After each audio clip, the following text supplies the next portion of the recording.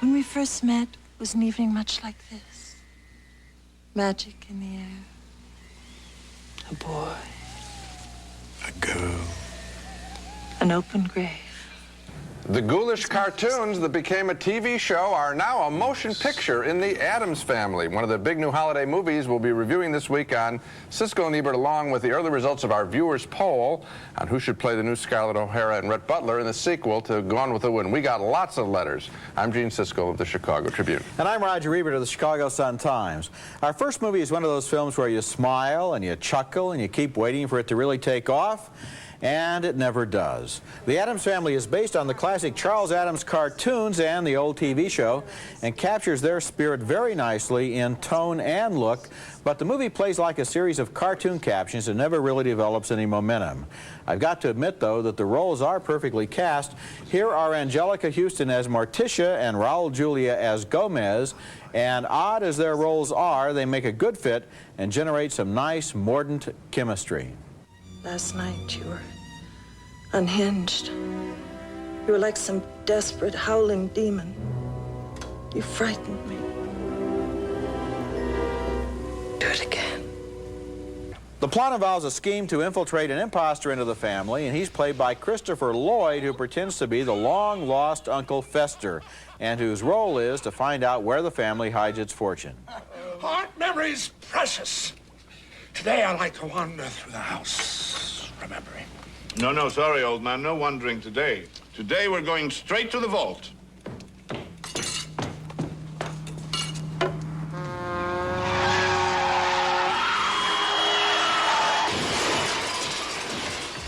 Bravo, Pugsley!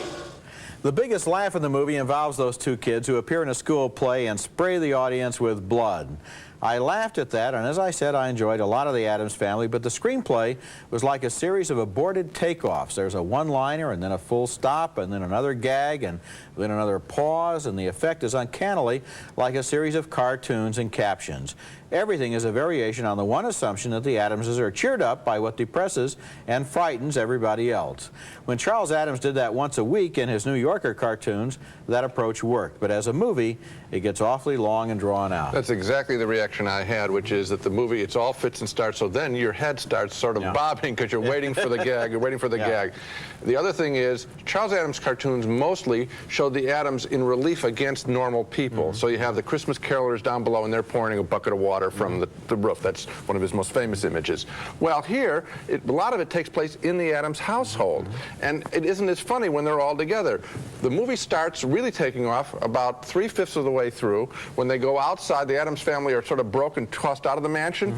If they had put the Addams people with the normal people more often, you would have laughed even more. That's a very good point, because in those conversations that they have within the house, there's nobody to be the straight man. There's no place to cut for the reaction shot, and so if we don't get the reaction shot, we don't get the laugh point, and we're just watching this behavior, waiting for somehow. Here's a movie that you can come in. The real world. You can come in about an hour and 15 minutes into this picture, and you'll see the funny part. Okay, our next film, and not only does the new animated film American Tail, Fievel Goes West, suffer by comparison with another cartoon feature that just opened, Beauty and the Beast, I don't think this Fievel movie is very good in its own right. Once again, we follow the adventures of Fievel the mouse and his Russian-Jewish immigrant family, the Mouskowitzes, and this time they leave New York for greener pastures out west, lured by an evil cat. So, what do we have here?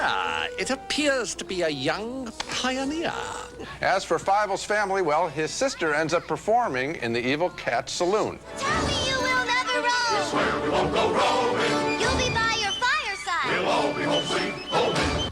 In this film, Fievel's family really takes a backseat to Fievel's best buddy, a cat named Tiger, voice and personality once again by Dom DeLuise. He decides to go west too, hitches a ride on a train, and Fievel ends up literally bumping into him right into his mouth.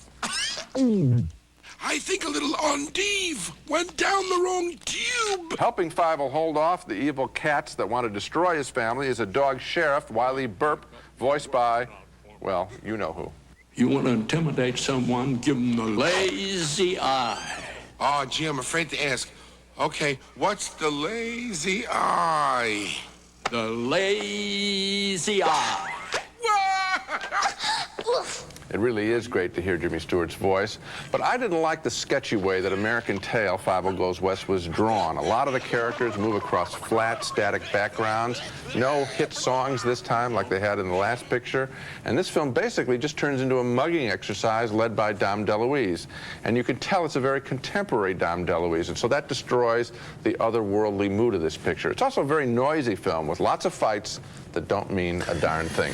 I agree with you. You know, it's a shame that with 12 months out of the year, 2 new animated features have to open on the same day, because as weak as this film is, it would probably give kids something to go to and parents something to send the kids to at another time of the year, but it has no comparison at all to Beauty and the Beast. It is an absolutely standard, routine, feature-length cartoon. It doesn't have any inspiration. It has no genius. And I think that with The Little Mermaid and Beauty and the Beast, the stakes have really gone way up in the animated cartoon sweepstakes, and a movie like this no longer cuts it. There isn't anything to like about it. What are they fighting over? What do you tell? I went with one of my daughters. I mean, what do I tell her it's about? It's about noise. There's nothing there. And then DeLuise, I don't like it when I know the names of the people that are doing the voices. I like Unless it's Jimmy Stewart. That was fun. Yeah, you know what? I figured they got an impersonator. I never thought he'd do it. So it really, so even that didn't mean anything to me, and there wasn't a whole lot to enjoy.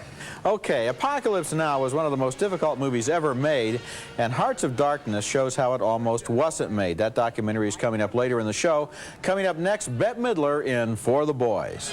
I want some hugging, some squeezing, some hugging, some teasing, some stuff like that. Thing and run over to London just because Eddie Sparks crooks his little finger, is that it? Come on, you're gonna turn down a USO tour with Eddie Sparks? Who you kidding? That's a career maker. Big band singer played by Bette Midler gets invited to join the World War II USO tour of superstar Eddie Sparks, played by James Caan in For the Boys, and that's the beginning of a relationship between those two song and dance hoofers that lasts for 50 years, except that for about 35 of those years, they're not on speaking terms. Their partnership gets off on the wrong foot the first time they're on stage together when Midler upstages Caan. 2 hours along with you, that boy deserves a Purple Heart. Well, it was purple, all right, but I don't think it was his heart.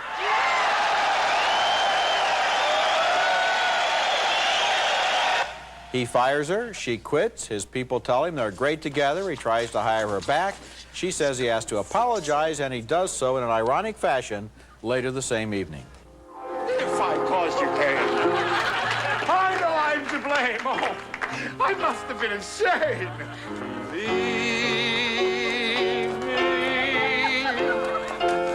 The two partners keep breaking up all through their lives in a series of scenes taken as on a tour of world history. The Korean War, the birth of television, McCarthyism, and finally Vietnam, where Midler is reunited with her son. So I finally got you two in the same room.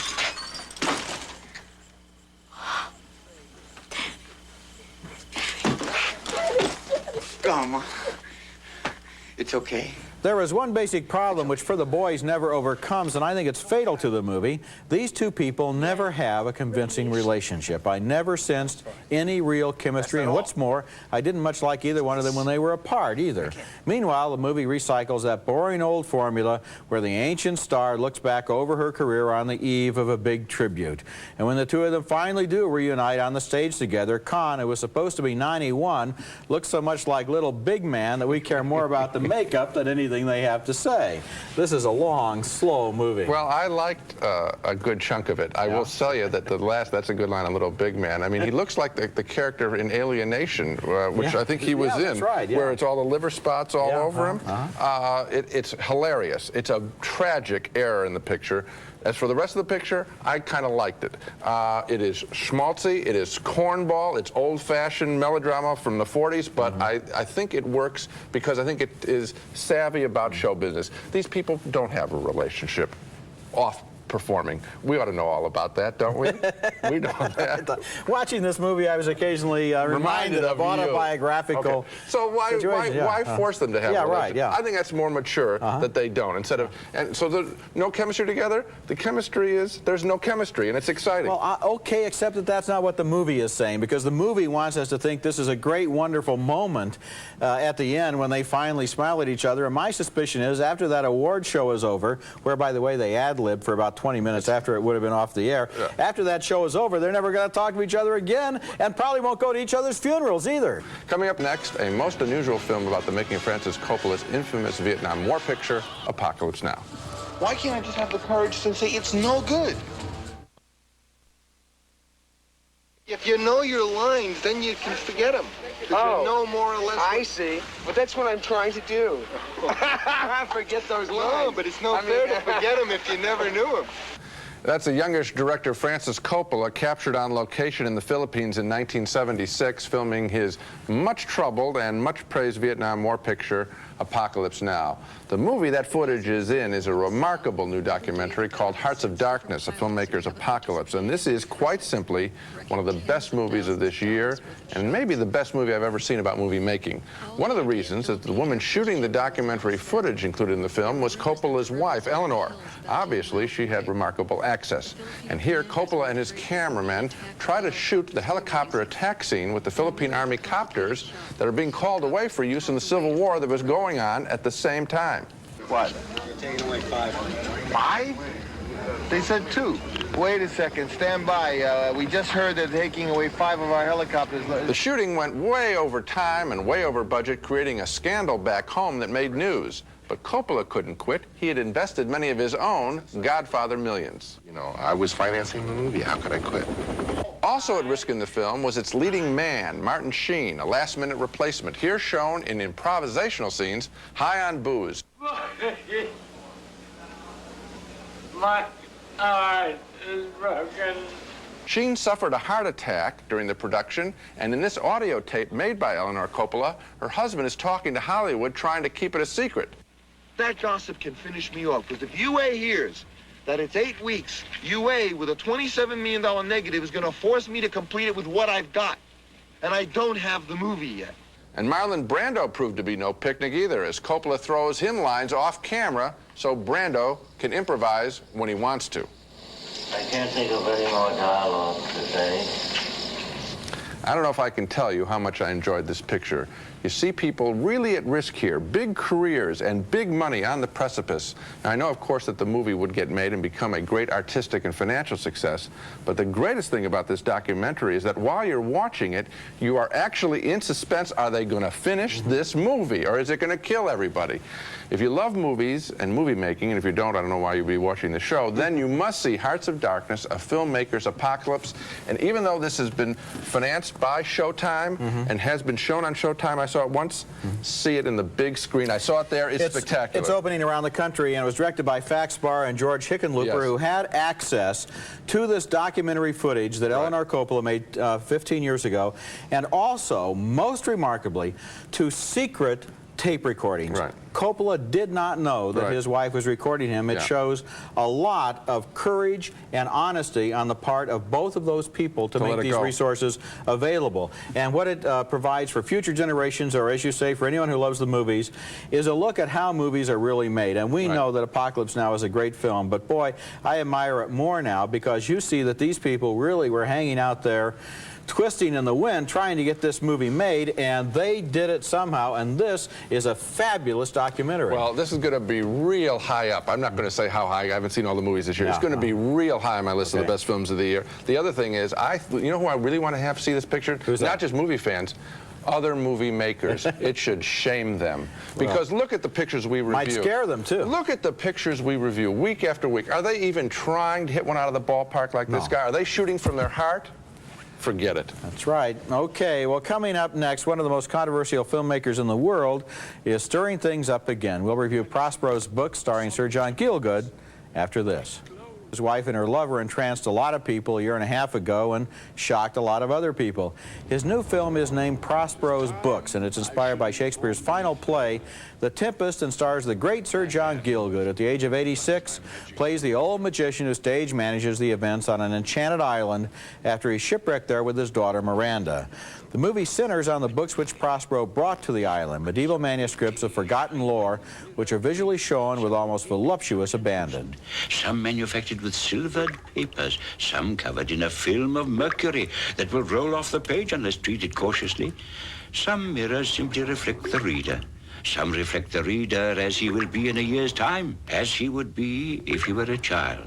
Apart from that narration, Sir John does almost every voice in the movie himself, and since this may possibly be his last film, Prospero's famous speech here takes on a special poignancy. We are such stuff as dreams are made on. And our little life is rounded with a sleep. Peter Greenaway does not make easy movies, and Prospero's Books is not an easy movie. It's one of his most difficult. And yet, this is the kind of film that can become a cult hit on home video because you can play it like a favorite record album, allowing its ideas and its style to sink in. Greenaway uses advanced visual effects here to show layer after layer of pages of manuscripts and illustrations and lettering coming in, superimposed. The effect is beautiful and hypnotic. Well, you know, you really have two things operating here. The technological achievement using high-definition television and electronic paint boxes and all that stuff is spectacular. I haven't seen anything like it. It's absolutely remarkable. But it is so overloaded. It reminds me of his last picture where we had all the numbered bodies lying around there. Drawing by numbers, and I'm thinking, you know, get me to the heart of this. A lot of other people have handled Shakespeare's Tempest, and Gielgud's been involved in productions with it, where the heart does show. Cassavetes' film had that same kind of feeling using the Tempest. This one, I didn't feel the heart in it. I saw the technology more. You know, Greenaway has said, in fact, I talked to him at the Toronto Film Festival, he said that he's trying to develop ways to put things on top of narrative and to make us look at a movie in a different way than sit there and watch it for 2 hours, it spools past us and it's over. And here, I think a movie like this needs to be seen on Laserdisc with stop action so that you can read some of the stuff on the screen. You can see some of the layers as they appear. He wants us, I think, really to access this movie like a computer file rather than to sit in a theater and watch it. And so I think, therefore, its destiny is in home video. Okay, well, it made me uncomfortable. As much as I admired the technological work, I thought the heart was missing. Now, last week we asked you to send us your opinions about who should play Rhett Butler and Scarlett O'Hara on the new TV miniseries that's coming up. We're going to have a report on your answers next. Ideas for the Gone with the Wind sequel that's going to be made into an elaborate TV miniseries. Roger's suggestions were Meryl Streep and Timothy Dalton. I like the casting of Demi Moore and Alec Baldwin. Now, we asked you for your ideas, and we got them. And here are a couple of the best. Here's one from Amy Novitt of Melrose, Massachusetts. She writes, Sean Connery is a properly aged, roguish actor who, like Clark Gable, has the ability to make it seem like he's in on the joke that everyone else is missing. Holly Hunter would be a perfect, sassy, selfish Scarlett if she could just shed her tomboy image long enough to play a feminine coquette. I think she could do it. That's a good idea. Of the movie actors mentioned, Sean Connery was named quite often as Rhett, and here is the actress who was named most often as Scarlett, Susan Lucci. Kenneth Slee from Streamwood, Illinois writes, my wife and many of our friends and I agree that Susan is perfect for the role of Scarlett. Maybe she can finally win that Emmy. He also suggests James Brolin for Rhett. What do you think about Sean Connery? I love Sean Connery in almost everything. I think that, of course, it would be Sean Connery not Rhett Butler, but then you're not going to get an unknown in that age bracket anyway. There's something about Gable that I don't think the guys are going to want to go anywhere near it, and they're all going to come up short. Well, we got some other suggestions. For example, one person suggested Pee Wee Herman and Roseanne Barr. That was certainly new ground. It was amusing. Now, if you want to write us about Scarlett or Rhett or any other matter on our show, here again is our address. Siskel Ebert, 630 North McClure Court, Chicago, Illinois, 60611. We'll take more letters and have a final poll in a few weeks. Okay, now let's take another look at the movies we reviewed on this show. 2 thumbs down for The Addams Family, which has its moments but would be funnier with more of the real world included. 2 more thumbs down for An American Tail, Fievel Goes West, a routine and ordinary animated feature. A split decision on For the Boys. Gene enjoyed the nostalgic Bette Midler and James Caan musical. I didn't feel the chemistry. We both hated the makeup. 2 thumbs way up for Hearts of Darkness, a filmmaker's apocalypse, the most extraordinary documentary ever made about filmmaking. And finally, a split decision on Peter Greenaway's Prospero's books. Gene thought it had more technology than heart. I think it would be rewarding on home video. And by the way, home video is also where filmmakers, where Hearts of Darkness will eventually wind up after having been on cable and is now in theaters. See it in a theater. I saw it twice on the big screen, and it's remarkable. Fabulous, fabulous piece of movie making. That's it for this week. Next time, by popular demand, a sequel to our special show on movie cliches, those familiar scenes that Hollywood can't seem to stop making again and again and again. Our new show is called They'll Do It Every Time Part 2. That's next week, and until then, the balcony is closed. The SaniFlush family of toilet bowl cleaners. To make your bowl more than clean, make it SaniFlush and make it sanitary. It's America's favorite jelly bean, Jelly Belly, now appearing at theaters and video stores with good taste.